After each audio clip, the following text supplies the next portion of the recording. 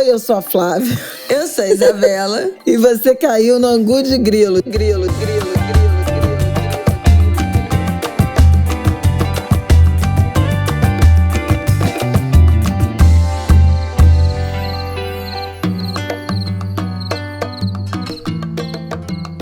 Gente, é Mercúrio retrógrado se despedindo com força. Sinceramente. Praticamente 35 minutos de pane tecnológica.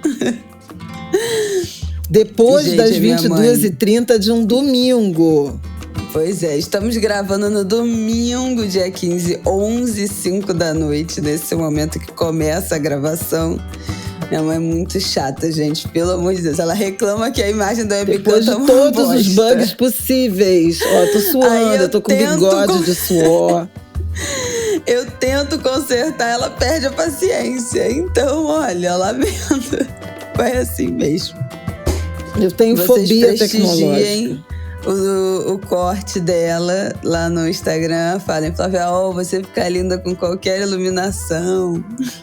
Nada é capaz de te derrubar. Ai. Bom, dito isto, já feita essa introdução, tá tudo bem? Não, tá tudo péssimo nas configurações internéticas aqui. Mas vamos aos temas desse nosso angu de grilo. Vamos começar, claro, falando sobre a prisão do Braga Neto. Gente, olha... Quem poderia imaginar, hein? O sábado foi animado na República com essa prisão. Depois, no segundo bloco, vamos falar do Copom, que elevou a taxa de juros de novo. O negócio ferveu, o caldo entornou. Eu disse na semana passada que tinha importância esse Copom, né?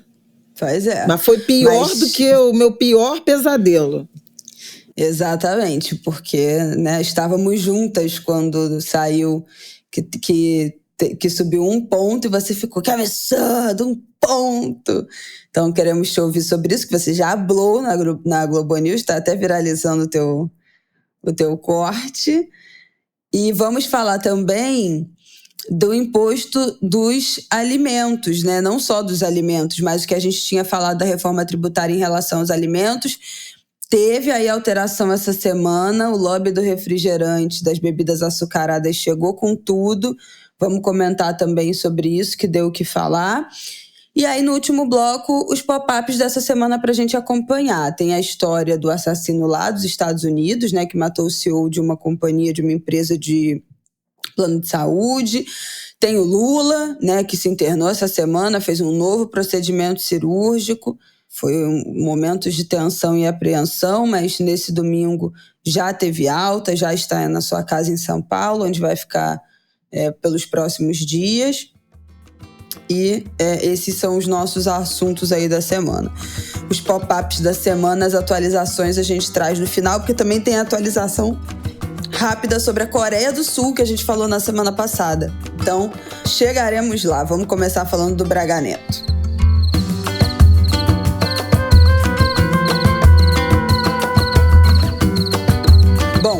No sábado de manhã, todos fomos surpreendidos ao acordar com a prisão do general Braga Neto. A gente já estava há algumas semanas, né? Ele já tinha sido incluído no inquérito da história da trama, né? Do plano da tentativa de golpe. A gente falou sobre isso aqui no Angu de Grilo. Tem um episódio que a gente fala longamente sobre esse plano aí que foi descortinado. E ele entrou na lista daquele inquérito de mais de 30 pessoas, né, que foram indiciadas. Ele estava naquela lista também. Mas o que foi? Qual foi o cenário aí que fez com que ele fosse preso nesse último sábado? Lembrando, né, Braga Neto foi vice na chapa com o Bolsonaro, era vice do Bolsonaro, né, na chapa que disputou eleições em 2022, candidato. Ele foi ministro da Casa Civil e também ministro da Defesa no governo Bolsonaro. Ele foi interventor da Segurança Pública aqui no Rio em 2018. Na época, foi a pedido do governo federal, né, que na época era já governo Temer. Bom, que aconteceu? O Braga Neto já estava todo enrolado, a verdade é essa. A última vez que a gente falou dele foi nesse inquérito da tentativa de golpe, mas teve uma mudança aí nessa história, que foi um novo depoimento, uma nova audiência no STF, no dia 21 de novembro, do Mauro Cid, aquele ex-ajudante de ordens do Bolsonaro que está todo encalacrado, fez acordo de delação e ele mudou uma versão que ele tinha já dado para a Polícia Federal de um depoimento no início desse ano, em março desse ano. Ele disse que participou de uma reunião na casa do Braga Neto em 2022, com o objetivo de discutir o cenário político do país, incluindo manifestações e pedidos de intervenção militar. O Mauro Cid disse que tinha deixado a reunião mais cedo porque precisava voltar para o Palácio da Alvorada. Essa foi a primeira informação que ele deu nesse depoimento, lá em março desse ano. E agora, em novembro, ele apresentou uma nova versão. Então, na verdade, o Mauro Cid disse que teve um outro encontro, além daquele que ele tinha relatado, teve um outro encontro no Palácio do Planalto, onde o Braga Neto teria entregue uma sacola de vinho contendo dinheiro. E esse valor seria usado para custear as ações relativas a essa tentativa de golpe, né, lá em 2022, aquilo que a gente tinha já tratado aqui no Ângulo de Grilo.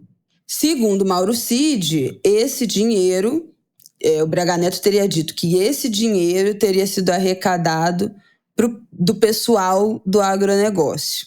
Então ele muda essa versão. Além disso, o Alexandre de Moraes também colocou nesse inquérito Xandão, né, que foi ele novamente, ele colocou também nesse inquérito da prisão, né, agora do Braga Neto desse final de semana, várias tentativas que ele fez ao longo dos últimos anos de obter informações em relação às delações do Mauro Cid, as audiências do Mauro Cid. Então ele teria entrado em contato com o pai do Mauro Cid, Mauro César Lorena Cid, para saber o que o Mauro Cid tinha delatado, o que ele tinha falado, para, enfim, né, combinar a versão, entender até onde ele tinha chegado nessa história. Então também há evidências de uma tentativa aí de obstrução de justiça e também por isso, né, que ele foi preso, porque ele estava se movimentando para que essas ações, né, esse histórico, fosse acobertado, para combinar versões a partir do que o Mauro Cid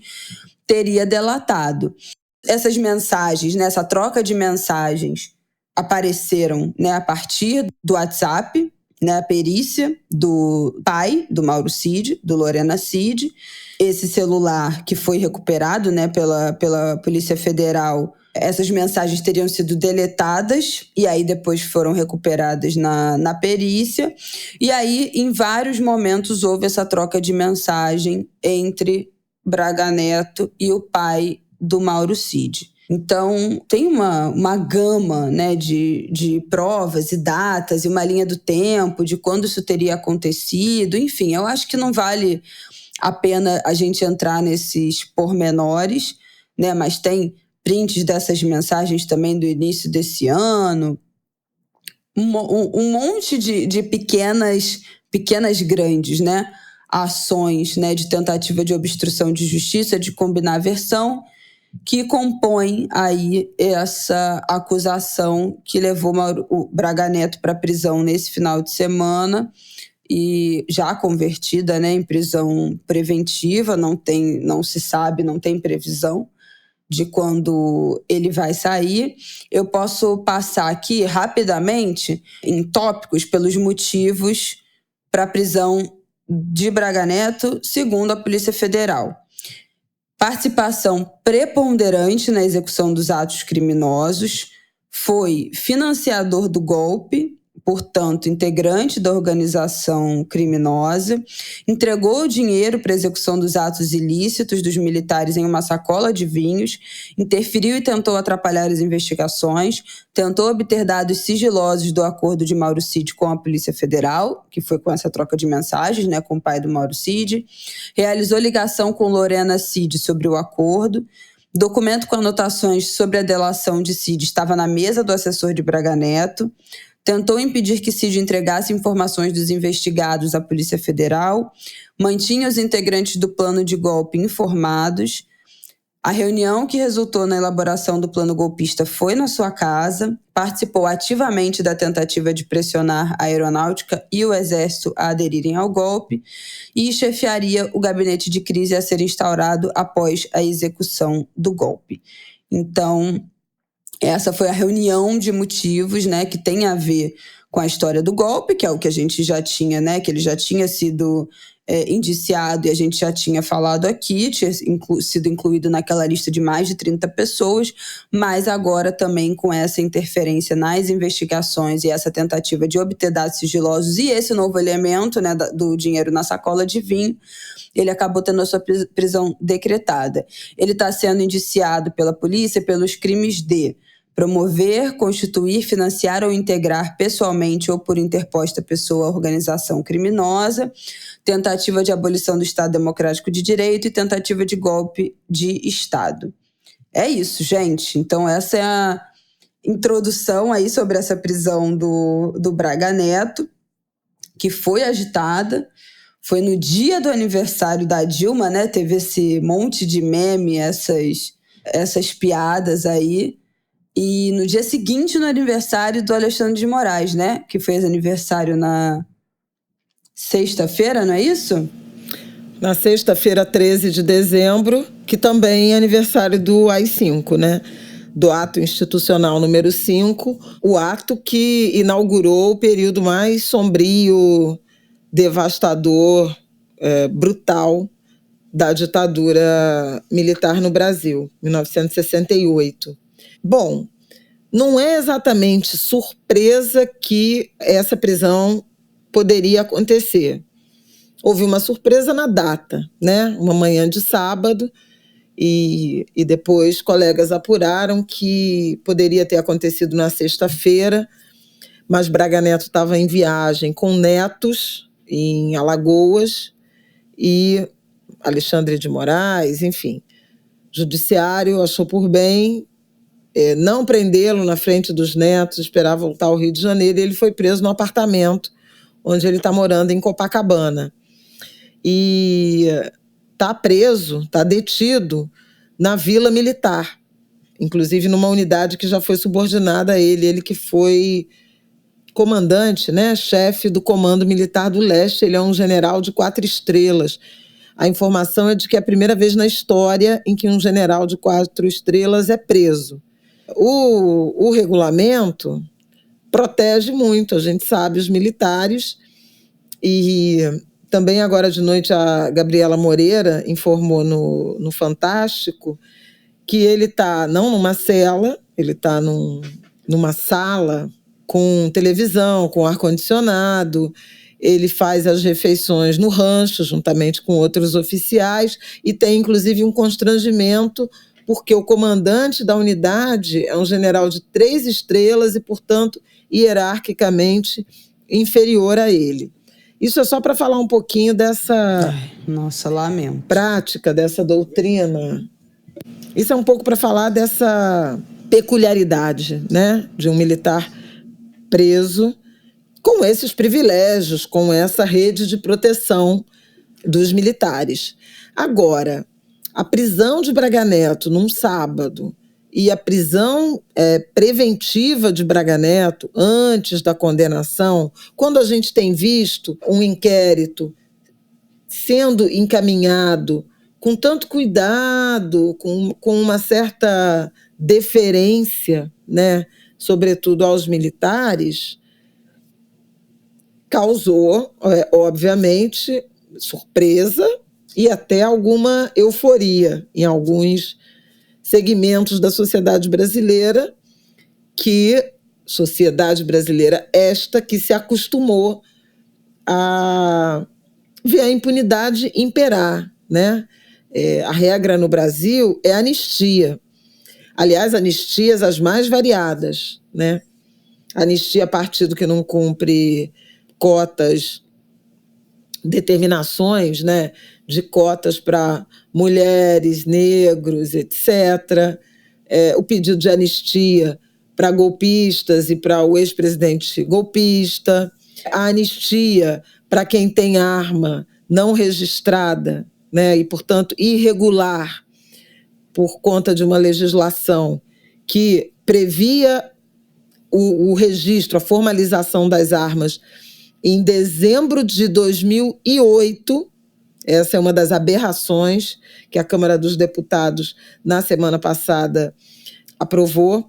Mas eu estou um pouco digressionando só para falar do quanto causa algum espanto em razão de o Brasil ser um país muito, digamos, vocacionado a proteger determinados grupos em detrimento de outros, né?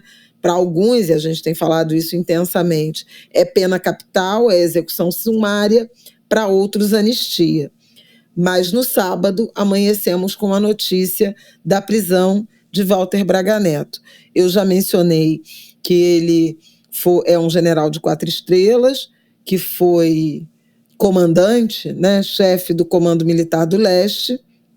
Ele foi, no eixo das Forças Armadas, o responsável pela segurança da Rio 2016, dos Jogos Olímpicos no Rio.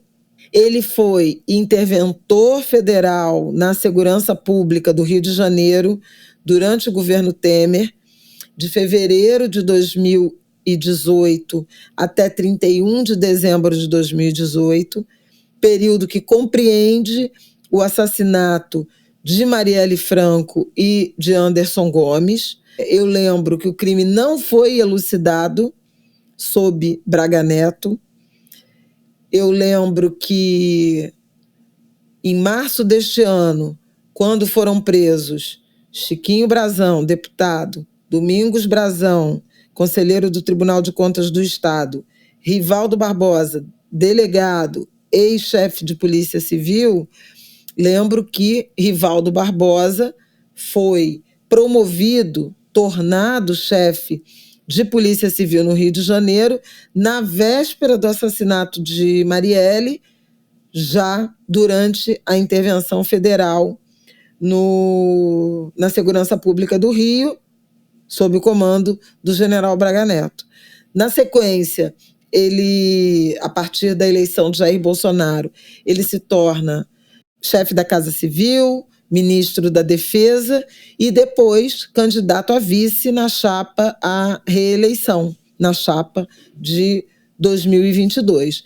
Então, um general que se aproxima mais explicitamente, né, dá para dizer isso, a partir de 2016, a partir dos Jogos, intensifica isso em 2018 como interventor da segurança pública no Rio de Janeiro e depois vira parte integrante e um personagem relevante, né? Um coprotagonista, eu acho que dá para chamar assim, a partir dessa decisão de sábado, né, que se tornou pública no sábado, decisão do ministro Alexandre de Moraes, a partir de pedido da Polícia Federal, com o consentimento do Procurador-Geral da República, Paulo Gonet.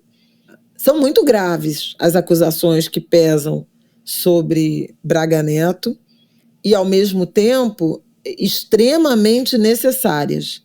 Desde o início das investigações relacionadas ao 8 de janeiro, né, em que a gente faz essa linha do tempo que começa bem antes, né, começa ainda no período eleitoral, e eu não vou me repetir nisso porque a gente falou intensamente quando do indiciamento, acho que tem uns 2 angus que a gente falou intensamente, né, do inquérito, dessa linha do tempo, de toda a estratégia que foi montada, né, na direção de evitar que Lula ganhasse a eleição, né, Polícia Rodoviária Federal, desoneração de gasolina, Auxílio Brasil, Auxílio Gás, Auxílio Táxi, reunião com o embaixador, desqualificação das urnas. Foi 2 episódios atrás, enfim, gente. Tudo aquilo. Foi no episódio 263, o episódio do dia que a gente viajou e antes das nossas férias, não tem nem um mês.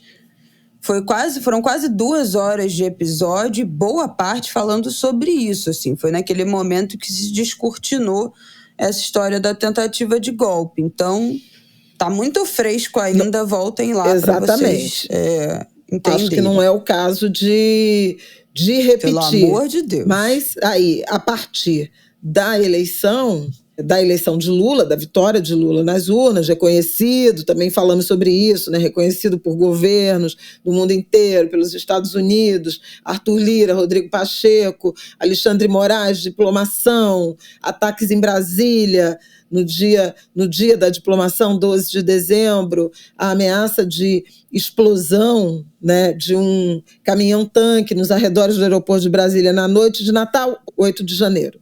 O que essa prisão e o relatório, né, da Polícia Federal e a decisão de Alexandre de Moraes, que ficou conhecida no sábado, trazem eu vou chamar assim de estarrecedor, né, pela ousadia. Mas é um eixo que precisa muito ser desvendado, que é como agiram quem planejou, quem organizou e quem financiou. E aí as digitais do general Braga Neto estão presentes. E aí eu acho que é o que mais impressiona. Não é um relatório longo, a decisão do Alexandre de Moraes está num documento de 33 páginas. Bom, a gente já teve documentos de 200 e tantas e o inquérito, né, tem quase 900 páginas. 33 é fichinha, né, é quase um parágrafo.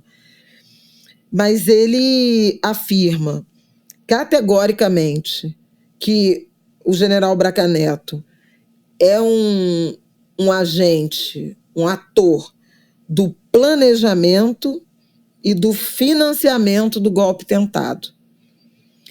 Eu lembro que já tem 200 de condenações e outras tantas de acordo, ao todo 700 pessoas, né, em alguma medida punidas com maior ou menor intensidade, como autores daqueles atos de destruição na sede dos poderes, lá naquele domingo, 8 de janeiro de 2023.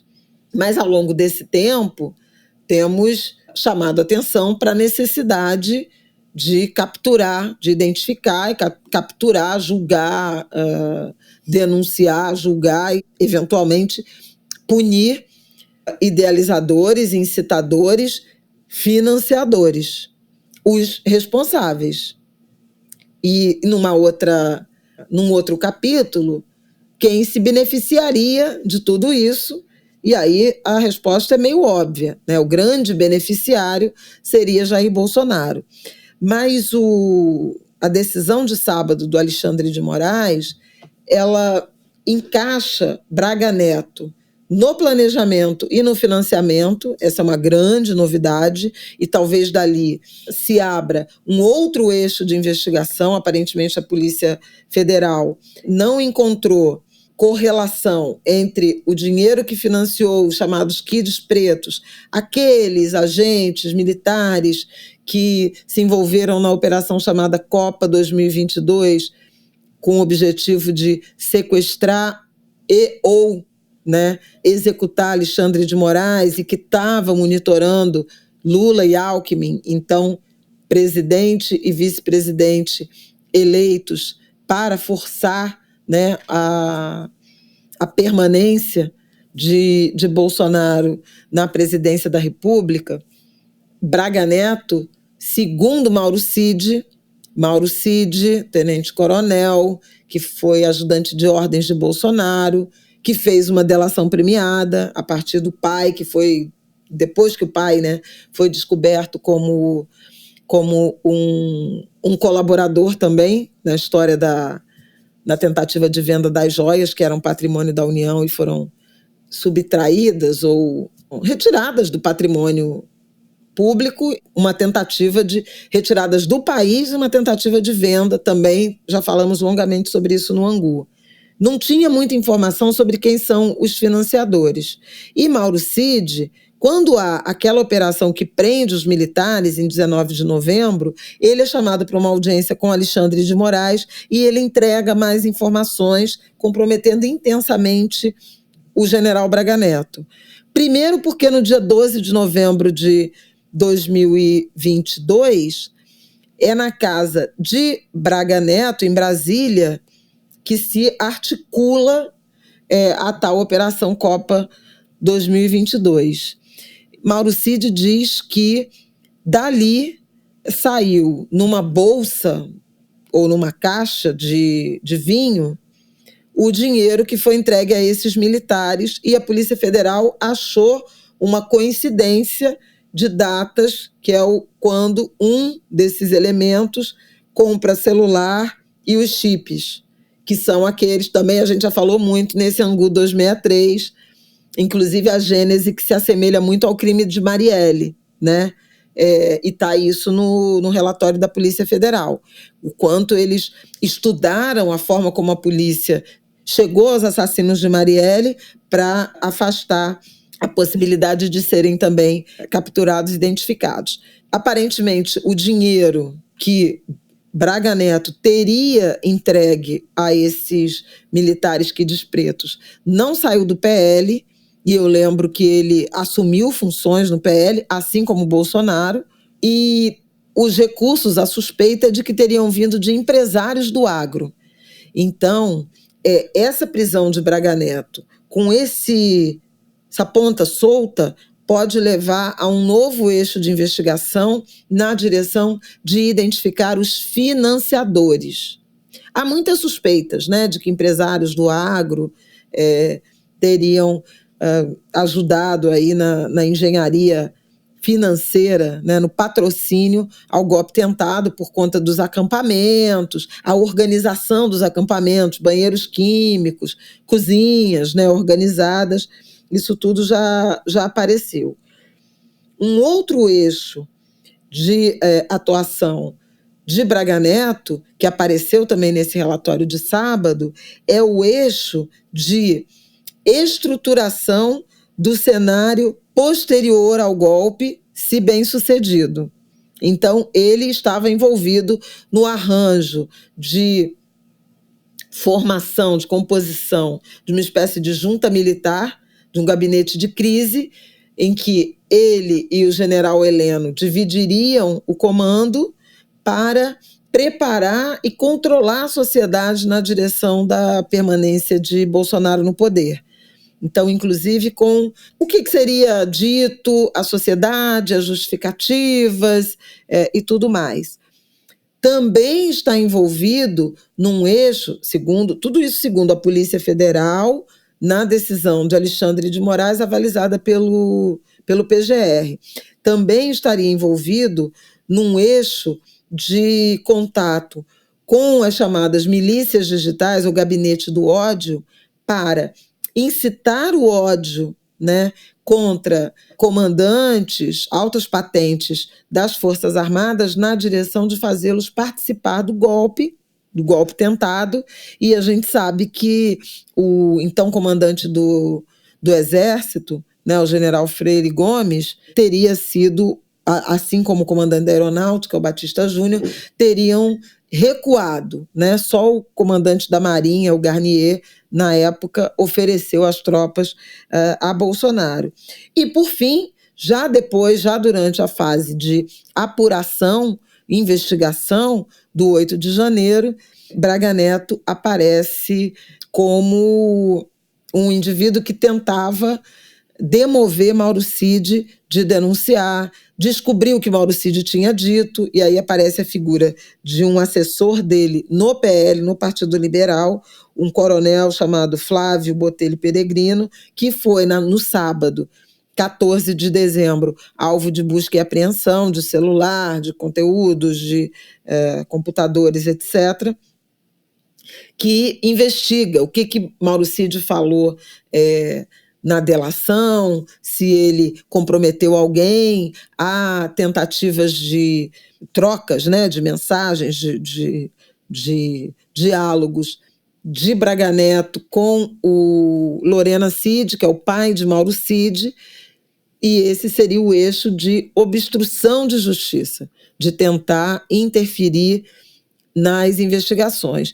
E é muito por isso que houve a decretação da prisão preventiva, porque a consolidada na Polícia Federal, na PGR e no Alexandre de Moraes, que Braga Neto é um nome capaz de desestabilizar as investigações pela influência que exerce em relação aos demais envolvidos. É desse fio que surge a prisão, né, que nasce ou que se materializa a prisão, a primeira da história de um general de 4 estrelas. Agora, a partir dessa prisão, obviamente que outros nomes adjacentes se sentem encurralados, né? Então, o general Augusto Heleno, ele aparece, inclusive, com algumas vezes no relatório, como sendo um coprotagonista. Então, é muito provável que o cerco também se feche nessa direção, na direção não só de indiciamento, que já foi pedido pela Polícia Federal, mas da denúncia e posterior julgamento e condenação, caso o Supremo Tribunal aceite. E, obviamente, Jair Bolsonaro, né, que seria o beneficiário de toda essa trama. A decisão do Alexandre de Moraes fala disso, inclusive. O cenário posterior ao golpe que manteria Jair Bolsonaro na presidência da República. Então, é muito impressionante, né? É impressionante imaginar um general entregando uma caixa ou uma bolsa de vinho com dinheiro, com 100 mil reais, para financiar, no limite, o assassinato do presidente eleito, do vice-presidente eleito e do presidente do Tribunal Superior Eleitoral. É nisso que um general de 4 estrelas estaria envolvido. Acho que vale a pena a gente também fazer uma reflexão sobre como as Forças Armadas estão encarando, em particular, o Exército, né? Porque há uma nítida tentativa de dissociar o general, pessoa física, da instituição Exército Brasileiro. E, enfim, essa tem sido também, desde o 8 de janeiro, uma estratégia, né, das Forças Armadas, do Ministério da Defesa, de tentar, como a gente diz popularmente, separar CPF de CNPJ.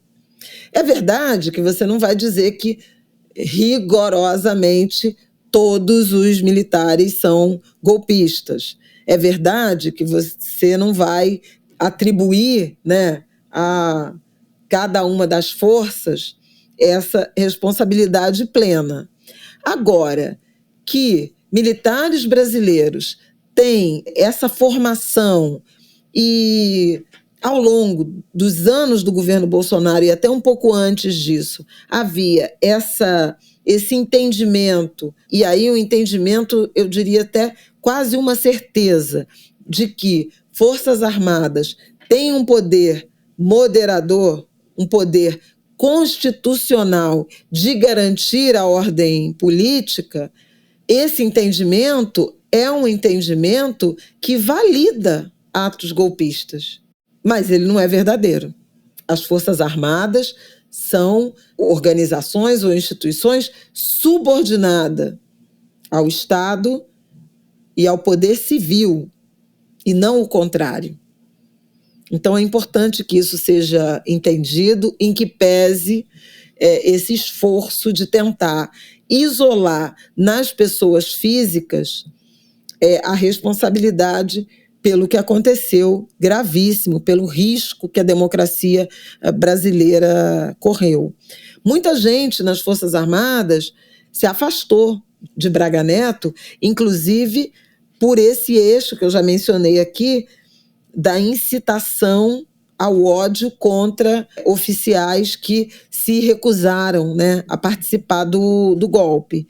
Isso, alguns grampos não, né? Algumas gravações, trocas de mensagens que, ao longo do inquérito, foram tornadas públicas, acabaram criando um constrangimento muito grande, O Braga Neto ofende, né, o comandante do Exército, chamando ele de cagão, de medroso, de covarde, coisas assim. Incita o ódio contra familiares desses militares, ou hesitantes, ou legalistas, como queiram chamar. Então, com isso, ele perdeu um tanto do apoio, né, do apoio, digamos assim, corporativista da família militar. Ainda assim, tem suas regalias. A semana é uma semana que começa com uma necessidade intensa de avançar na agenda parlamentar de votação, principalmente, sobretudo, né, das medidas da economia, o arcabouço fiscal, o ajuste fiscal, a questão das emendas, o orçamento do ano que vem, a reforma tributária, que saiu do Senado e vai voltar à Câmara porque teve alterações. E começa, né, essa semana importante do ano, começa com um terremoto político, né? A gente vai entender melhor ao longo dos próximos dias como é que o bolsonarismo vai reagir a essa prisão de um general.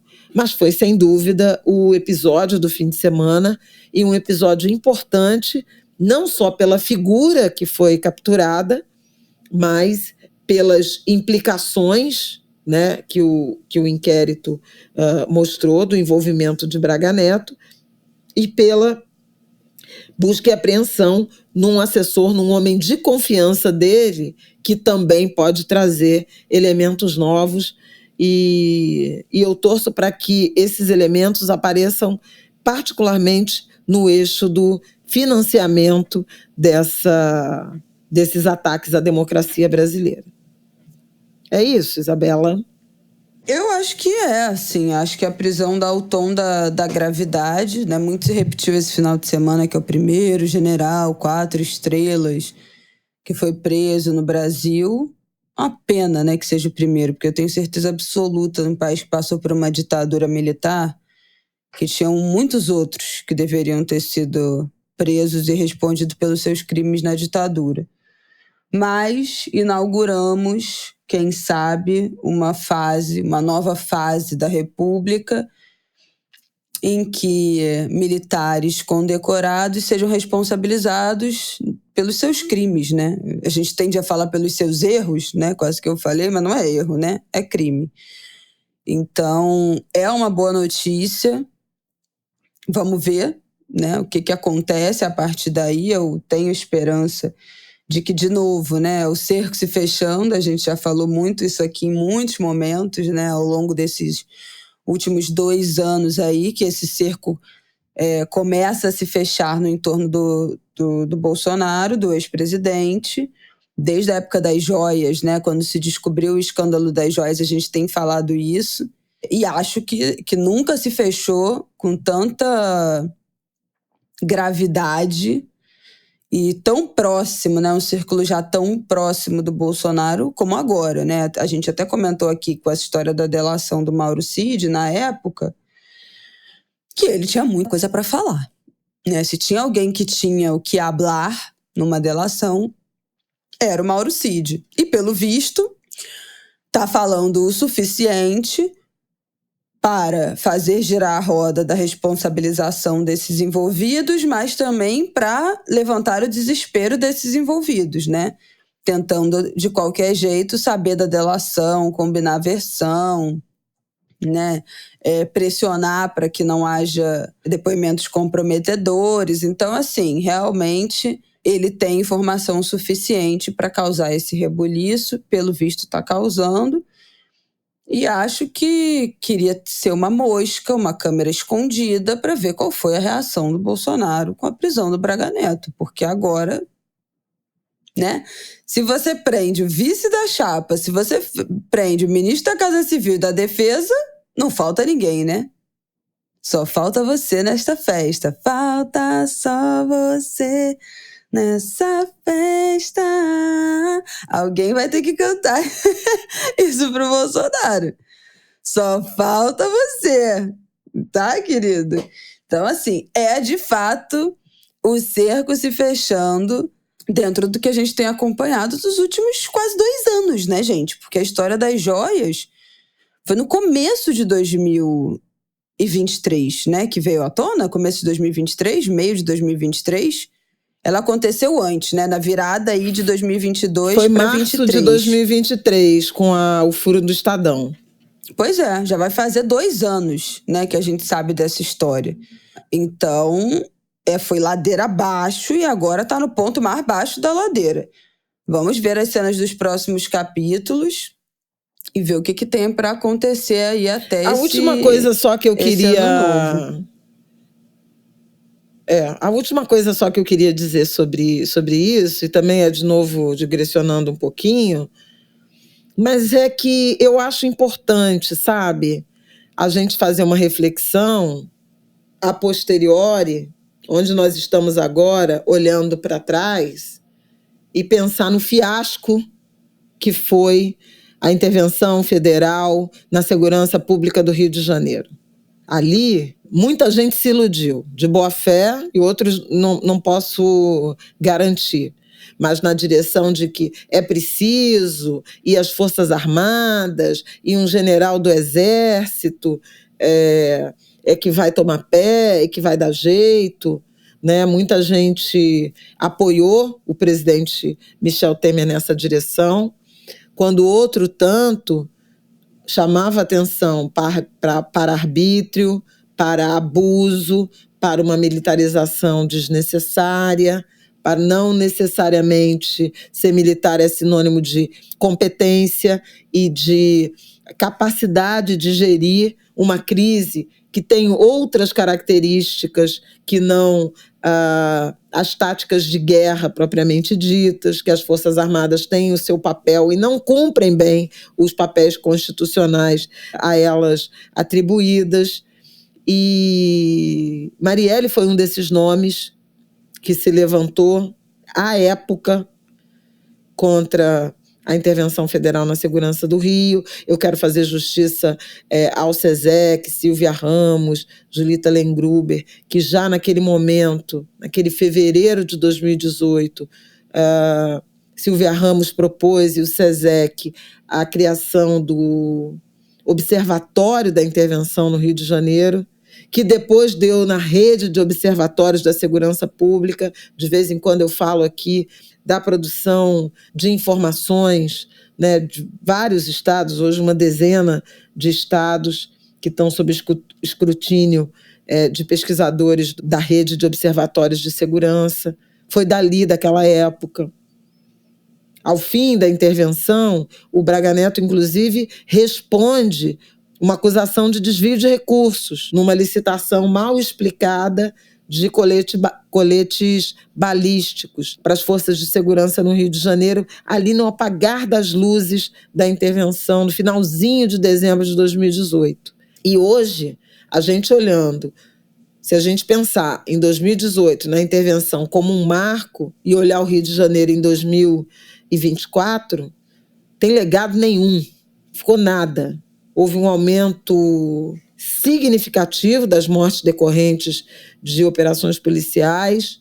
Os grupos civis armados do tráfico, sobretudo do tráfico, mas também da milícia, mas sobretudo do tráfico, estão mais fortes do que nunca, afrontando o Estado, vítimas e mais vítimas, vítimas diárias de balas perdidas. Na semana passada tivemos vários episódios, incluindo uma capitã de mar e guerra, médica, Gisele Mendes, que foi morta quando participava de uma cerimônia de formatura dentro do auditório de uma unidade militar, o Hospital Marcílio Dias da Marinha, ali nos arredores, na vizinhança do complexo do Lins. No dia seguinte, blindados da Marinha ocuparam a região, né, o limite, a área de influência do hospital, sob silêncio do governo do Estado, do secretário de Segurança, do governador Cláudio Castro. Ou seja, essa trajetória, se a gente faz esse corte, a linha do tempo é muito maior, mas mesmo se a gente fizer esse corte, a intervenção sob a batuta do general Braga Neto não mudou rigorosamente nada na segurança pública do Rio de Janeiro. Então estavam certos os que apontamos os riscos daquela operação. É só isso. É isso, minha gente. Vamos passar para o nosso próximo bloco para a gente falar dos impostos e do Copom, da elevação de novo, mais uma vez, da taxa de juros. Vamos que vamos. Eu quero começar falando da história dos impostos, né, da reforma tributária, do que a gente tinha conversado aqui também longamente em episódios anteriores. Eu vou achar aqui o episódio em que a última vez que a gente falou disso, que foi o texto final, que foi votado, pois aprovado vocês na podem Câmara. pegar o recesso de Natal, né, e ouvir episódios antigos para atualizar sobre o golpismo, sobre a reforma tributária e sobre a política de juros e a atividade econômica. Ave Maria, como a gente se repete aqui, né? A Isabela diz que eu estou há 16 anos na TV e em podcast Maria, falando de Copom. Não vai parar. Mas eu vou achar o número certinho do episódio que a gente falou, né, desse texto da reforma tributária, em que a gente fala dos alimentos, quais foram os alimentos incluídos no imposto zero, na alíquota de 60%, no imposto seletivo, né, que é conhecido, como era conhecido, agora já estão até parando, né, de usar isso, como imposto do pecado. A gente fala longamente disso. Estão usando cada vez mais. Pararam de usar imposto seletivo. Sob meus protestos. Pior que todas as matérias que eu abri aqui sobre isso, todas estão falando de imposto seletivo. Nenhuma está falando de imposto do pecado, viu? Queria dizer que Flávia Folgo saber. Faltando. A gente falou a última vez sobre isso quando o texto foi votado e aprovado na Câmara. O texto final foi votado e aprovado na Câmara e seguiu para o Senado, para votação no Senado. E aí, votaram. Essa semana, o Senado votou. E aí eu acho que duas coisas chamaram muita atenção. As bebidas açucaradas saíram, né, do imposto seletivo, desse imposto do pecado, que é apelidado assim, serem incluídos, né, e sobretaxados bens e serviços considerados prejudiciais à saúde e meio ambiente. A gente já tinha explicado melhor sobre isso no episódio anterior, vou descobrir o nome, aguenta aí o número desse episódio, mas depois dessa última alteração será sobretaxado cigarro, bebida alcoólica, embarcações e aeronaves, carros, incluindo os elétricos, apostas, as bets, né? A gente também falou disso nesse último episódio quando teve a votação, porque foi a inclusão, extração de minério de ferro, de petróleo e de gás natural. Nessa última versão, foi retirada a cobrança do imposto seletivo para exportação de minérios. Então, só a extração e operação no mercado nacional estão sujeitas a essa tributação. Existem exceções a essa cobrança também do imposto seletivo. Caminhões e veículos usados de uso operacional das Forças Armadas ou dos órgãos de segurança pública. Então, a gente falou ali, né, que carros, incluindo os elétricos, estão sobretaxados nesse imposto seletivo, mas os caminhões e os veículos de forças armadas e policiais, forças de segurança, né, não estão dentro dessa cobrança excedente aí do imposto seletivo. Mas o grande escândalo é que foram retiradas as bebidas açucaradas, né, que foi o que a gente já tinha falado aqui, e as armas e munições. Então, em votações separadas no Senado, as armas e as munições não entraram nesse imposto seletivo para ser sobretaxado, e as bebidas, o lobby, né, das bebidas açucaradas também, por exemplo, refrigerantes também saíram do imposto seletivo. É o fim dos tempos, né, gente? A frase que eu mais repito aqui no Ângulo de Grilo. A gente já teve uma longa discussão aqui, passando item por item dos produtos que deveriam ou que estavam, né, no pacote da cesta básica, da alíquota zero de imposto, os que têm alíquota reduzida, o que entrou, o que saiu, o que de fato é a cesta básica do brasileiro, o que deveria estar, o que não deveria. Né? A gente falou sobre absorvente, fralda, papel higiênico. Nossa, a nossa primeira discussão, né, sobre isso já é tão antiga, sobre essa discussão do que é essa cesta básica que deveria, né, ser zerado de imposto. É um corte já muito antigo lá no nosso Instagram, que gerou uma discussão na época muito engraçada do que deveria ser zerado de imposto. Se absorvente tinha que entrar, mas qual absorvente? Com aba, sem aba, com perfume, sem? É a fralda mais top? É a fralda mais popular? Que fralda que deveria ser zerada? Eu sou do zero a tudo. Foi ótimo debate. Estado máximo, zera tudo. E eu não quero nem saber. É Estado Huggies, máximo, roupinha, né? Com imposto zero. Mas, enfim, essa semana foi aprovada o texto final no Senado e com essas grandes alterações aí. Então, as armas e as munições fora do imposto seletivo, dessa sobretaxação, as bebidas açucaradas também. O pão francês entrou na cesta básica. Só o pão francês, os outros não. Então, só o pão francês vai ser alíquota zero de imposto. Erva mate também.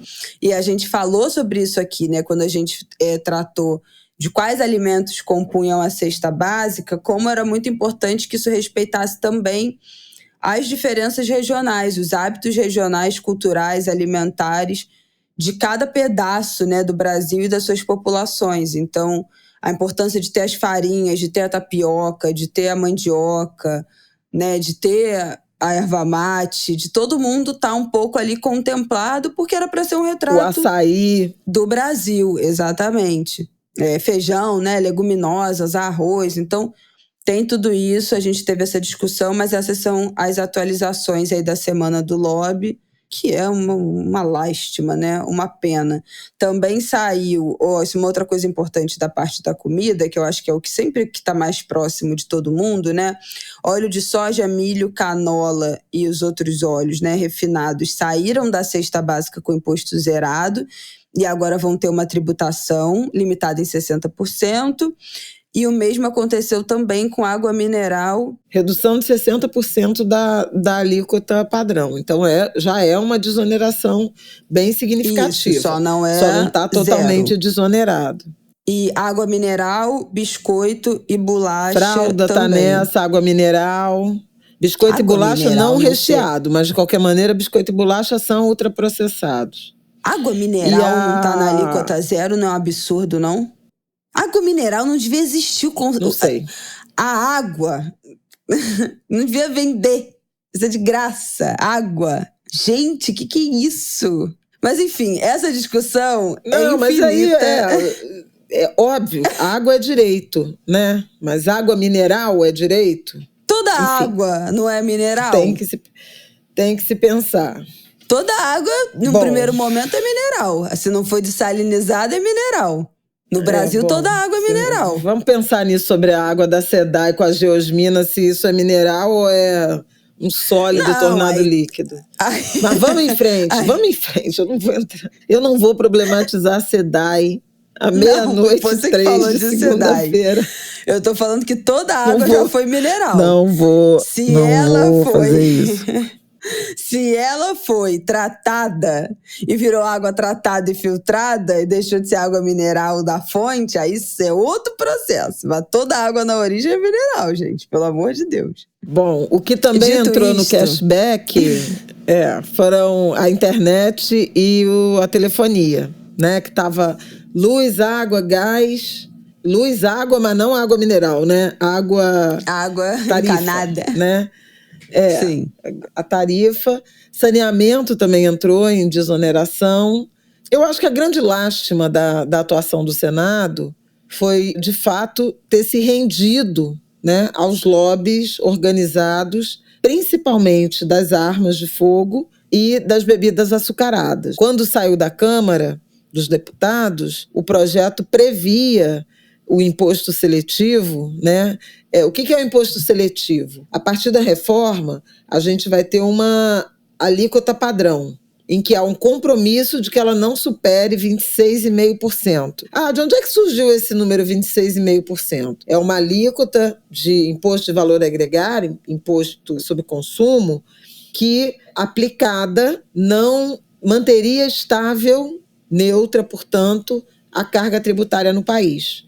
Então, para a reforma tributária não produzir aumento de carga e, portanto, aumento, digamos assim, agregado, consolidado de impostos, essa alíquota padrão não pode ultrapassar 26,5%. Quando saiu da Câmara a regulamentação, acho que foi ainda no primeiro semestre, a alíquota padrão, que não deveria exceder 26,5%, saiu próxima de 28%. A informação era 27,97%. E o Senado, como nós sabemos, é a casa revisora, né? Então, havia uma expectativa remota de que o Senado fizesse, ao contrário do que fez, uma espécie de pente fino para devolver a reforma tributária e as exceções a um nível que não elevasse a alíquota padrão. Não foi o que aconteceu. O Senado ampliou o escopo de exceções, não conseguiu, embora o senador Eduardo Braga, que foi o relator no Senado, tenha incluído no relatório as armas no imposto seletivo, mantido refrigerantes, embora houvesse uma pressão pela inclusão de todas as bebidas açucaradas, porque há uma outra premissa da reforma tributária, é de que a tributação se daria na direção de punir, onerar negócios, produtos que tivessem repercussões, efeitos nocivos na saúde, no meio ambiente. É o caso, por exemplo, das bebidas açucaradas. Mas quando passa pelo Senado, o que a gente viu foi aumento de benefícios para a Zona Franca de Manaus, desonerações, incentivos, armas de fogo fora do imposto seletivo, o que significa que, e isso se mantendo a partir da implantação plena da reforma tributária, armas de fogo vão pagar muito menos impostos do que pagam hoje, no regime que está sendo abandonado, e na prática significa custarem menos do que custam hoje. No caso das bebidas açucaradas, a mesma coisa. Não vão ficar sujeitas somente à alíquota padrão. Outros produtos totalmente desonerados, a Isabela falou da cesta básica, medicamentos também, quase tudo. Outros produtos terão a incidência de uma alíquota reduzida, então 60% menos que a alíquota padrão. O outro escopo, a alíquota padrão e o imposto seletivo, que adiciona uma carga maior, uma contribuição maior, uma taxação maior aos produtos que têm essas implicações. Então, cigarro, bebida alcoólica, veículos, embarcações, combustível, enfim. E é muito impressionante que na casa revisora, armas, bebidas açucaradas, nem refrigerantes tenham saído, né, no projeto final, sujeitas à tarifa, à cobrança do imposto seletivo. E, afora isso, a alíquota média, a partir da saída do Senado, pode ter alcançado 28,5% e até um pouco mais. Então, significa que não só o Senado não diminuiu, né, não readequou, como aumentou a alíquota padrão. Significa dizer que a reforma tributária já nascerá, ou a regulamentação da reforma tributária já nascerá com o compromisso de uma revisão em 2031. A reforma tributária ela começa a ser implementada em 26 até 2033. É uma transição longa. Mas em 31 tem a previsão de uma avaliação para, à luz de todas as mudanças, exceções, aplicações, alíquotas tal, que foram propostas e implementadas, como é que ficou a carga? Como é que ficou a alíquota padrão? Se exceder 26,5%, o Executivo, ou seja, o governo federal, terá de apresentar um projeto de lei dizendo, olha, posto que não está em 26,5%, para chegar em 26,5%, eu proponho tais e tais alterações. Não é ideal que uma reforma que acabou de sair do forno já esteja com uma revisão contratada. Mas, na prática, é isso que vai acontecer, Se a gente imaginar que, porque houve alteração no Senado, o projeto volta para a Câmara, mas é muito difícil que a Câmara, que já liberou o projeto com praticamente 28% de alíquota padrão, sendo o compromisso da reforma de não exceder 26,5%, que a Câmara vai fazer alterações na direção de evitar que haja essa revisão em 2031. Então, esse é o estado da arte da reforma tributária, o que acabou nos lembrando, nos reafirmando, nos refrescando a memória sobre o poder, né, a influência da bancada da bala, que se fez valer tanto na reforma tributária quanto num pacote de leis, de legislação, de medidas na direção de desmontar o Estatuto do Desarmamento. Eu já mencionei a questão da anistia para armas irregulares, mas também a Câmara aprovou que determinados indivíduos indiciados ou denunciados por vários crimes possam manter o direito de ter arma de fogo quando o Estatuto do Desarmamento determina que não. À exceção de feminicídio, homicídio, crime contra a vida, estupro, mas crimes, por exemplo, como crimes ambientais, garimpo ilegal, corrupção, pode ter arma, ainda que investigado e denunciado. Só perde o registro a partir do trânsito em julgado do tema. Então, assim, é um Congresso, uma Câmara em particular, mas um Congresso que atua na direção de, na dúvida, mais armas, quando a orientação deveria ser, na dúvida, menos armas. Uma legislação e um regramento restritivo. Nesse pacote, que inclui outras propostas legais, nenhuma versava sobre atividade policial. Um grande problema, e no Angu da semana passada a gente falou longamente sobre o caso de São Paulo, mas também sobre esse ambiente, né, de violações frequentes, recorrentes das forças policiais em relação não somente a criminosos, mas a pessoas inocentes, à própria sociedade. Tá dito? Tá dito. Agora queria que você falasse rapidamente sobre a elevação de novo aí da taxa de juros pelo Copom. 1 ponto, né? Mais do que você já tinha falado na semana passada, que ia subir de novo. A questão era quanto, né, que iria subir, e aumentou 1 ponto de 11,25 para 12,25. É o maior aumento desde fevereiro de 2022, subiu 1 ponto de cada vez. Porque a gente acompanha que sobe 0,25, 0,5, mais 1 ponto. E aí rolou um corte seu, né, falando na Globo News que o Banco Central está querendo produzir uma recessão e que isso é um absurdo. E eu queria que você explicasse isso. Por que aumentar a taxa de juros é produzir uma recessão, e se isso faz sentido com o que a gente acabou de falar aqui no Angu de Grilo, né? Um aumento do PIB além do que foi o esperado, menor desemprego em década. E se isso fala de uma presidência, né, do Banco Central que não está alinhada com o governo, e se essa taxa de juros vai começar a cair a partir de entrar o Galípolo na virada do ano, que foi o escolhido, né, pelo Lula.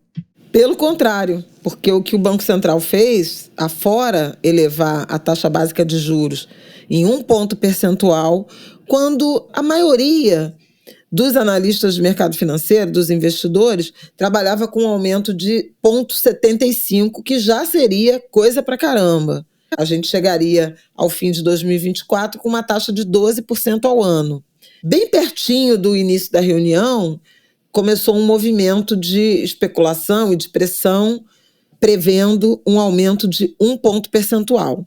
Isso elevou, como você disse, a taxa de juros para 12,25%, mas não foi só isso. No comunicado bem curtinho que o Banco Central costuma soltar todas as vezes que decide sobre taxa básica de juros, uma semana depois sai a ata, que é um documento mais robusto, né, com mais páginas, e ela sai hoje, né, nesse dia que vocês estão ouvindo o Angu, terça-feira, 17 de dezembro, é quando o Banco Central tornará pública a ata, esse documento mais longo, mas no comunicado em que ele justifica, né, de imediato a decisão sobre a política monetária, ele afirma que, em se mantendo as condições atuais, haverá mais 2 elevações de igual tamanho na taxa básica de juros. O que significa que a gestão de Gabriel Galípolo, a partir de janeiro, na presidência do Banco Central, ela será de, pelo menos, 2 pontos percentuais a mais na taxa básica de juros.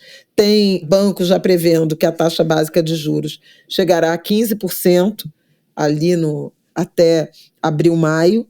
As próximas reuniões são janeiro e março. Em janeiro, a taxa subiria para 13,25%, em março para 14,25%, e esse é o nível mais alto de juros desde meados de 2015, ou seja, o maior nível em uma década.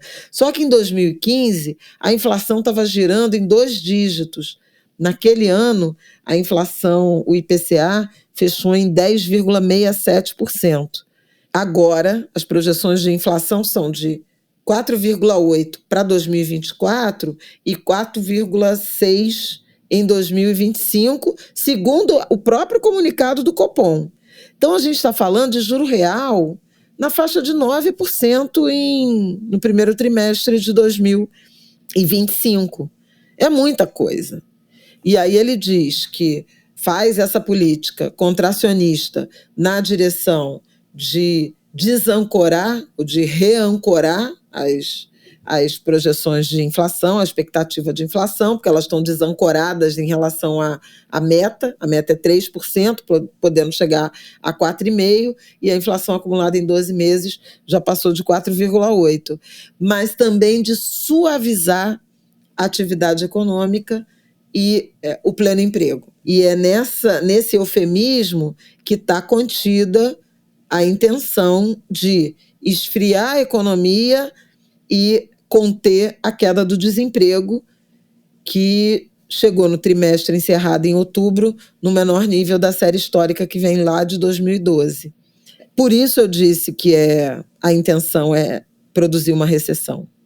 A atividade econômica vai muito bem, né? Massa salarial, desemprego no menor nível da história, o PIB sinalizando um crescimento de 3, até 3,5%, né? Já tem previsão, mas um Banco Central obcecado pelo livro-texto, rendido à pressão do mercado financeiro e aí o meu desencanto é um pouco isso, sem observar nuances, transformações que são típicas do nosso tempo. Então, a gente tem efeitos, por exemplo, no preço dos alimentos, que, aliás, está intensamente associado à popularidade do presidente, mas influências e efeitos relacionados a clima, as condições da safra.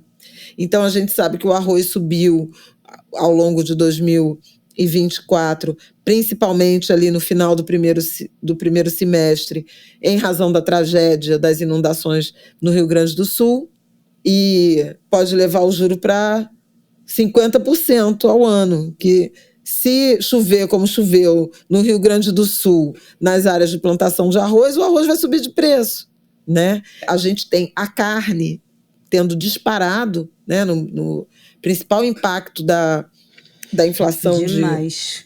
De novembro, foi a alimentação no domicílio, subiu quase 2%, mais de 1,8% no mês, mas principalmente pelo impacto da carne. A carne encareceu porque houve esse momento de seca, né? Seca, queimadas, isso destruiu muitas pastagens, atrapalhou a engorda do boi, houve abate de matrizes, de vacas, e isso provocou um desequilíbrio na produção, na pecuária.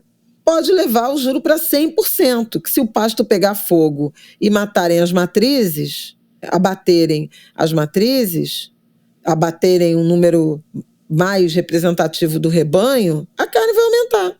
Houve quebra de safra do café no Vietnã e na Indonésia, que são 2 dos maiores produtores mundiais. Houve geada aqui no Brasil, que também impactou a produção, a lavoura de café. O café também é outro que aumentou barbaramente no ano de 2024 e também em novembro. O dólar impactou profundamente o preço também de alimentos, né? O óleo de soja também teve entre os vilões da inflação, tem a ver com dólar, a própria carne, o próprio café, o açúcar é cotado em dólar, enfim, basicamente, comida hoje tem um componente imenso, por conta de fertilizante, por conta dos equipamentos e tudo mais. No que a elevação, um choque de juros, vai impedir o aumento de preço dos alimentos?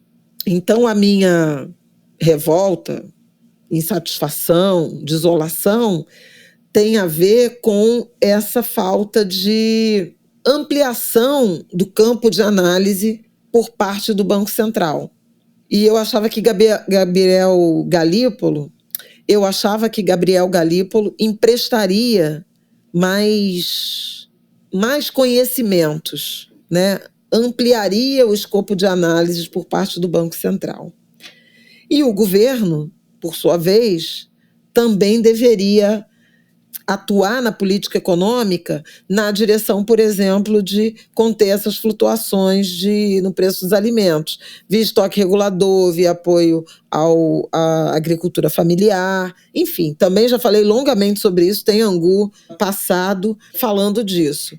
E o mercado financeiro, que continua cobrando, né, medidas fiscais mais rígidas na direção de desvincular educação e saúde, né, do orçamento, de mudar o reajuste do salário mínimo, que o Haddad, inclusive, entregou, tem cobrado mais e mais e mais medidas de ajuste, uma pressão grande que tem levado muita instabilidade aos mercados, o dólar está rodando acima de R$6, mesmo diante dessa decisão dura do Banco Central na direção de um choque de juros, o mercado dobrou a aposta. Havia expectativa de que, não, agora o Banco Central sinalizou de que é sério mesmo, que o Galípolo vai assumir também, elevando os juros se necessário, etc, etc. O dólar vai cair, o que a queda do dólar ajuda, né, no enfrentamento à inflação. Não foi o que aconteceu. O dólar chegou a R$6,08, R$6,08. No dia seguinte, a reunião do Copom caiu para R$5,86 durante o dia, porque houve inclusive um leilão de 4 bilhões de dólares, um leilão de linha, mas no fim do dia já estava de novo na faixa de R$6 e fechou a semana que passou acima de R$6. Então a gente acompanha isso, porque de fato, é curioso, na semana passada a Quest divulgou pesquisa de popularidade, a aprovação do Lula está em 52% e a desaprovação em 47%. A mesma Quest, na semana anterior, na nossa última semana de folga, tinha apresentado a pesquisa sobre a popularidade do governo entre os entes do mercado financeiro. 90% de reprovação. Tem uma dissonância entre o que o mercado pensa, né, e o que a população, a sociedade, o eleitorado. E o curioso é que, das medidas que o governo anunciou no tal pacote fiscal e misturou um pouco com a história da isenção do imposto de renda para quem ganha até 5 mil, que é uma promessa de campanha, né, do Lula, a pesquisa da Quest com o eleitorado mostrou que 75% dos que votaram no Lula no segundo turno de 2022 apoiam a isenção do IR para quem ganha até 5 mil, e entre os que votaram em Bolsonaro no segundo turno de 2022, a aprovação é de 77% dessa medida de isenção do imposto de renda. A isenção do imposto de renda para quem ganha até R$5.000 é a agenda que aproxima igual a escala 6 eleitores de Bolsonaro une a todos. Dos eleitores do Lula. Exatamente, une a todos. Então, chupa esse limão, Congresso Nacional e mercado financeiro. Foi... Flávia, foi situação. Não, só a última coisa é que essa a taxa básica de juros, ela é uma referência, é um preço de referência da economia. O dinheiro fica caro. Então, toda vez que a taxa básica de juros sobe, é verdade que o rendimento das aplicações financeiras, para quem é solvente, superavitário, ele rende mais.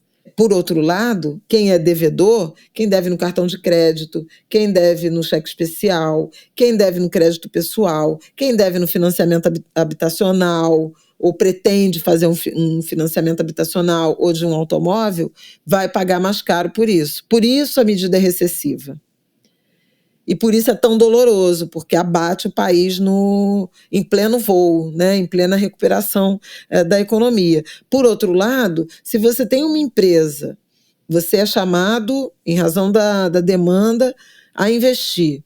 E normalmente assim endividar para investir, para aumentar a sua capacidade produtiva. Qual é a atividade produtiva que é capaz de te entregar 12,25%, 13,25%, 14,25% ao ano em termos de retorno, ou 8 a 10% de juro real, de remuneração, de rentabilidade real?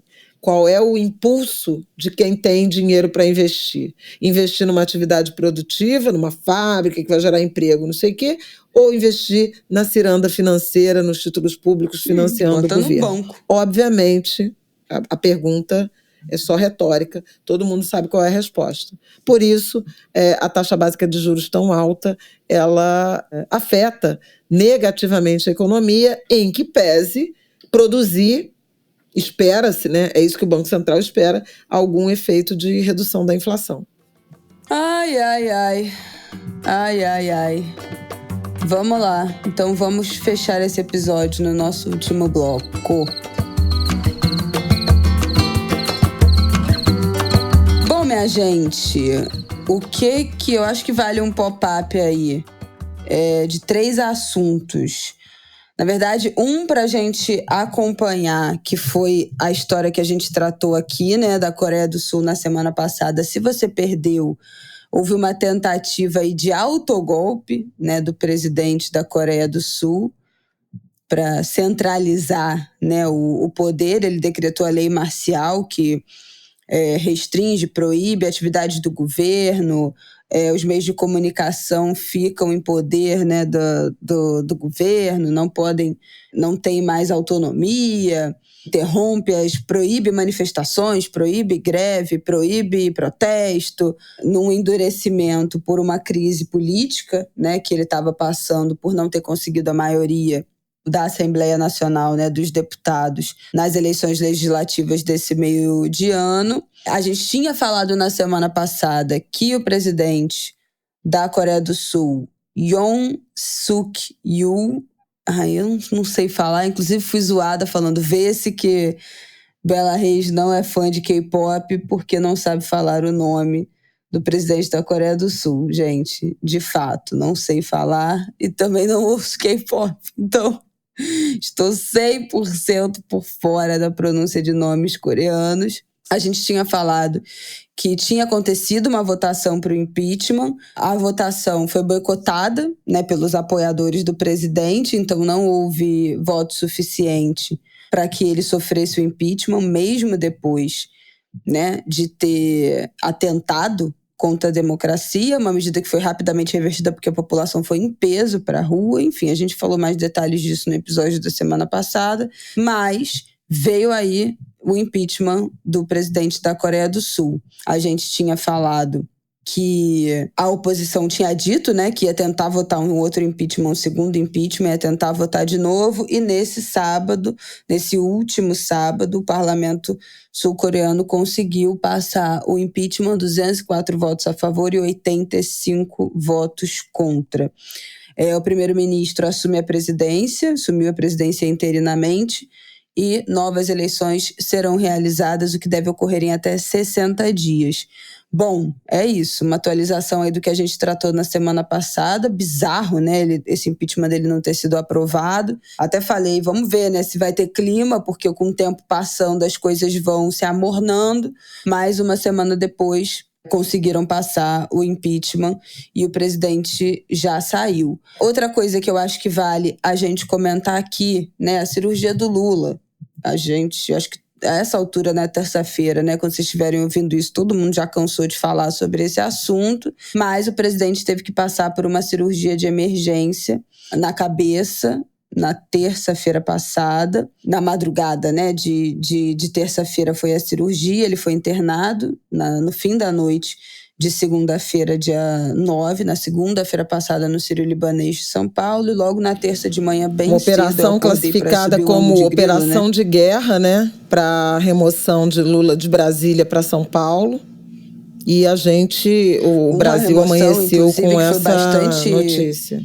Uma remoção que, inclusive, foi bastante questionada pelos médicos. Até a Sônia Bride pergunta isso, né? Por que os médicos não foram até Brasília e você que teve que ir até São Paulo? E aí o presidente respondeu, né, na entrevista do Fantástico: olha, eu fiz o que os médicos mandaram. Eles falaram que era melhor ir pra lá, eu fui pra lá. Mas vários médicos que eu acompanho nas redes questionaram como assim bota uma pessoa que está com um hematoma num voo que tem, né, a pressurização, então você aumenta a pressão naturalmente por um voo. Não era um avião de UTI, ele voou no avião presidencial, então não tinha suporte médico, né, para se ele tivesse algum tipo de agravamento. Na entrevista do Fantástico, ele deu mais detalhes dos sintomas, porque tinha sido divulgado que tinha sido só uma dor de cabeça que ele tinha sentido, né, mas ele comentou na entrevista que tinha sentido também uma sensação diferente nas mãos e nos pés, uma lentidão, né, de movimento.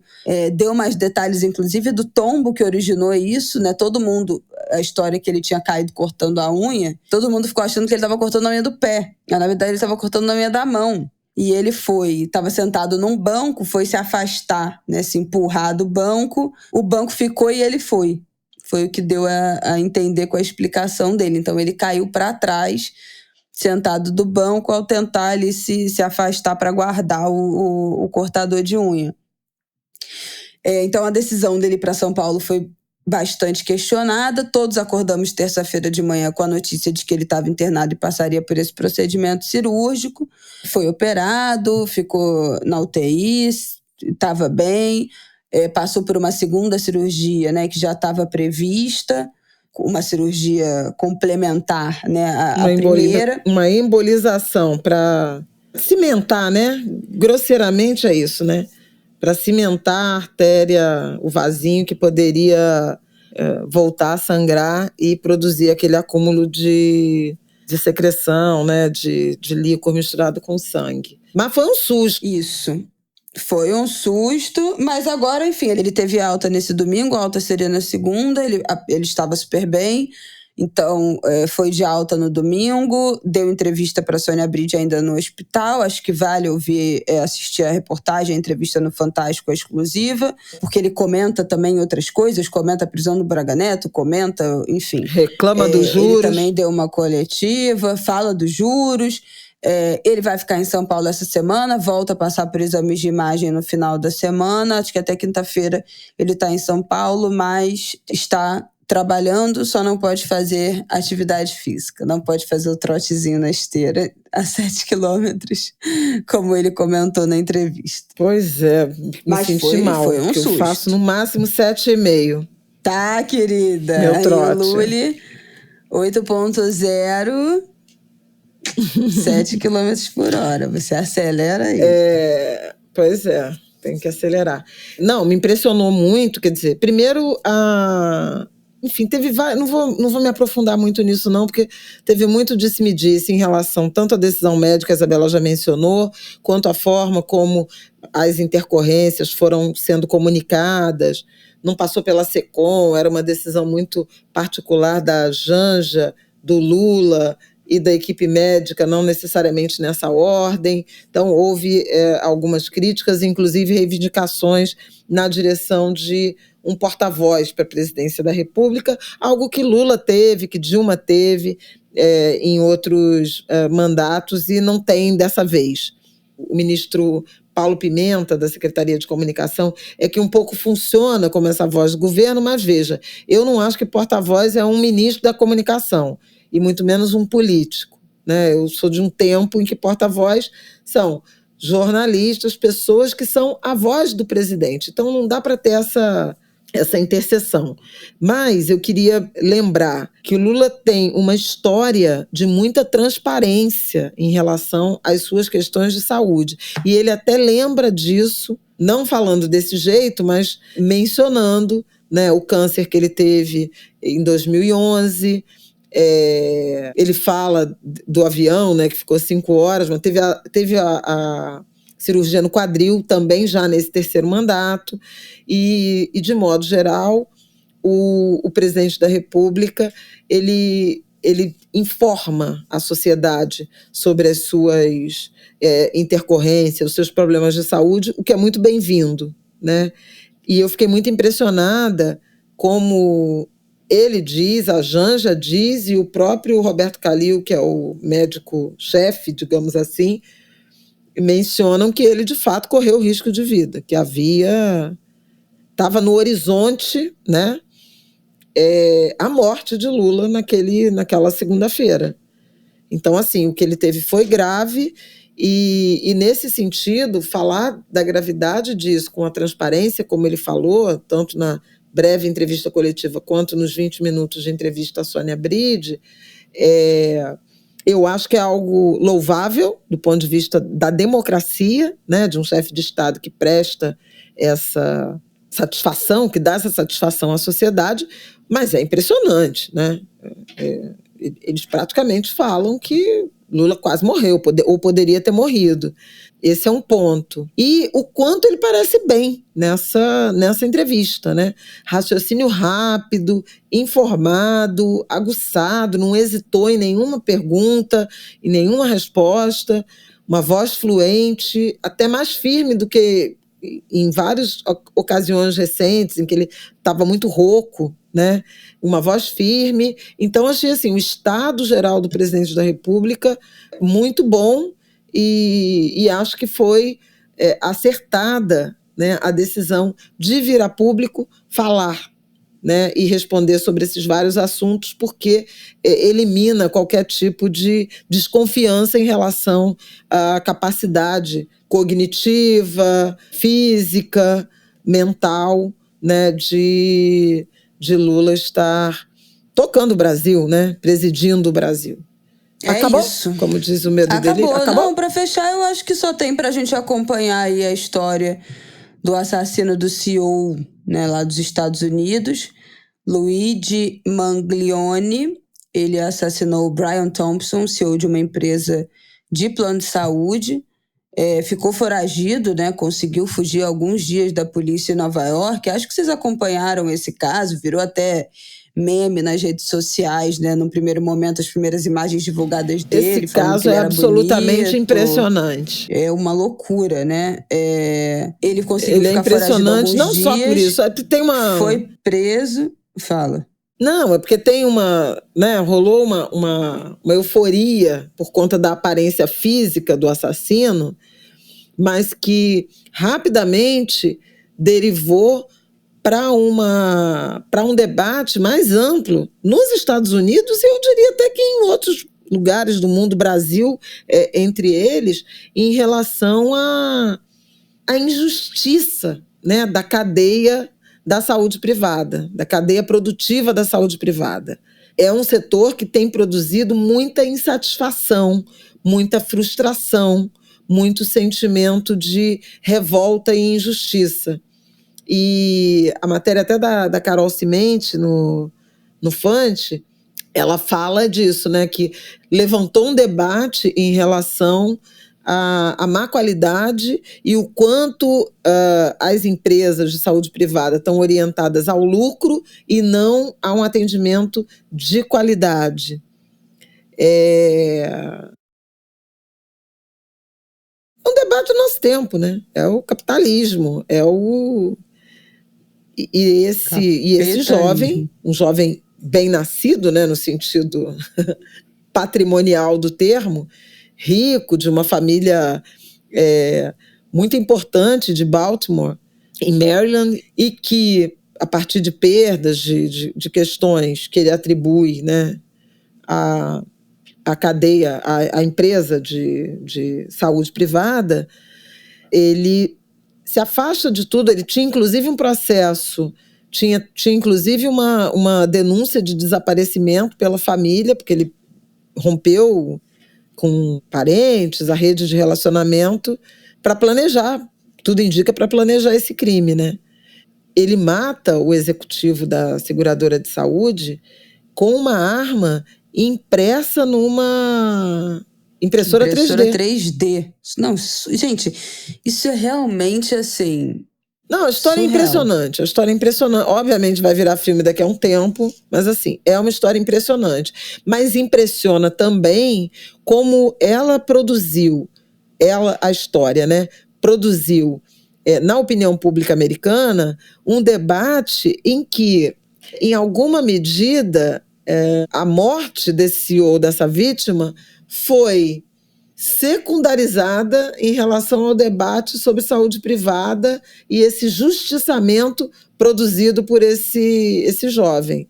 Não estou aqui defendendo o justiçamento, assassinato imagina se você vai matar o responsável por qualquer empresa que um dia te distratou, enfim, não é sobre isso, mas o debate público expôs uma insatisfação que sugere que essa insatisfação não é um caso isolado. E aí não é um caso isolado nem nos Estados Unidos em relação ao sistema de saúde e nem em outros cantos do Brasil. Quem não tem, né, uma história dramática relacionada ao acesso à saúde, pública ou privada, para contar, né?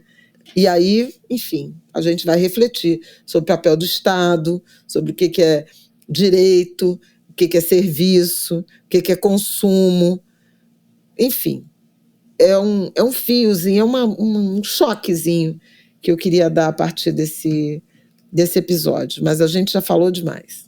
Vamos embora. É isso, a gente já falou demais, além do que deveríamos para um domingo à noite, mas tem muitas coisas nessa história, né, do Luigi que estão mal explicadas ainda, além da história da família, né, da avó e da avó que ele perdeu, mas ele também parece que sofria de dores crônicas na coluna e não se sabe se isso tem também relação ou não com a morte. Ele foi preso 5 dias depois do crime, que aconteceu no dia 4 de dezembro. E tudo ainda está muito obscuro, inclusive os motivos, né? Ainda que ele tenha se manifestado, né? Ele deixou uma carta, gritou que era injusto e um insulto ao povo americano, gritou para repórteres, né? Sem entender se isso era em relação à prisão dele ou em relação aos próprios planos de saúde. Mas é um escárnio, né, gente? Assim, plano de saúde privada já é um escárnio, já é outra coisa que entra aí junto com a discussão do nosso cesta básica, alíquota zero, coisas que não deveriam existir, né? Só existem porque também há a decisão, um grande projeto de sucatear a saúde pública. Imagina se eles vão estar se importando, né, com a saúde, com o bem-estar, com o bom uso dos beneficiários. Aqui no Brasil, a gente tem ouvido relatos cada vez maiores, né, de procedimentos sendo negados, cirurgias que não são, né, urgência, eletivas, mas muitas envolvendo doenças graves, cirurgias para remoção de tumores, de cânceres sendo negadas, não tendo resposta, né, dos planos de saúde dentro do prazo. Tudo vira os preços, motivo para né? judicialização. Fora os preços, mas assim, nem pagando, né? Muita gente só consegue grandes procedimentos com judicialização.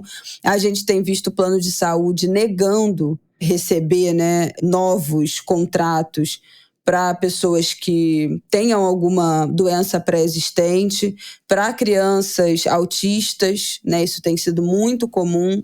Exatamente, essa discussão inclusive está no Congresso Nacional. Exatamente, não autorização de terapias complementares, então terapia ocupacional, fono, psicóloga, fisioterapias, para crianças que especialmente criança, né, mas que precisam desse suporte, desse tipo de atendimento, cancelando o plano de saúde de idosos sem mais explicações. Isso a gente já viu notícias algumas vezes, especialmente nesse último ano. Então, assim, é muito complicado. Inclusive, os planos remuneram muito mal, né, os profissionais da ponta. Muitos profissionais não atendem mais plano de saúde porque é uma exploração, é um absurdo, né, o que são remunerados pelo seu trabalho. E as pessoas que pagam o plano para ter um pouquinho mais de acesso, um pouquinho mais de suporte, né, a um filho, uma criança pequena, alguém que precise de um suporte, alguém com uma doença crônica, um idoso, não consegue, dentro do plano, conseguir atendimento com profissionais, porque muitos não atendem. Então, assim, é realmente um ciclo vicioso, né? O sucateamento da saúde pública, a necessidade, entre aspas, né? Mas eu acho que, enfim, né? Isso faz parte do pacote, né? Que se pensa da ascensão social, né? Você conseguir pagar um plano de saúde. Então, se eu ganhar mais um pouco, se eu conseguir um emprego, se eu for promovido, ou naquela carteira assinada tem um plano de saúde, isso é uma coisa que entra no status, né? É o sonho de muitos brasileiros você ter acesso a um plano de saúde, porque a saúde pública é sucateada. Aí você vai para o plano e você também não consegue, né, cuidar da sua saúde preventivamente, de forma eletiva, para coisas que sejam fora ali da urgência, do pronto-socorro de urgência. Então, assim, é muito complicado.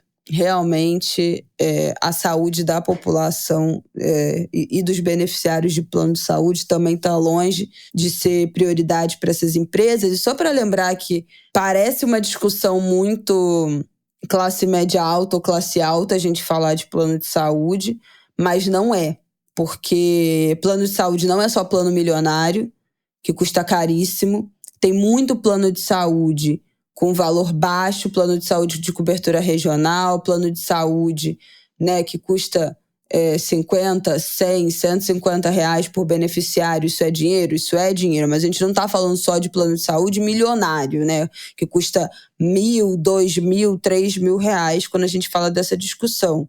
Tem muito plano de saúde que é mais barato porque tem coparticipação, tem muita gente que tem direito a plano de saúde porque tem carteira assinada e não consegue acessar os benefícios, não consegue, né, ter o acesso a esse benefício que é fornecido pelo próprio emprego. Então, é uma discussão que abarca muito mais gente do que a gente imagina, mas é claro que um SUS fortalecido beneficiaria muito mais, né, a todos nós. É isso, gente. Viva Chega. o SUS! Viva o SUS. Dito isso, viva o SUS. Chega, já falamos muito. Boa semana para vocês. Terminando de gravar esse episódio 5:01 da manhã, de domingo para segunda. Valorizem esses podcasters, pelo amor de Deus. Ouçam, compartilhem esse episódio. E voltamos na semana que vem. Voltamos na semana que vem, 24 de dezembro. Vai ter episódio? Vai ter. Só se for coisas leves, hein?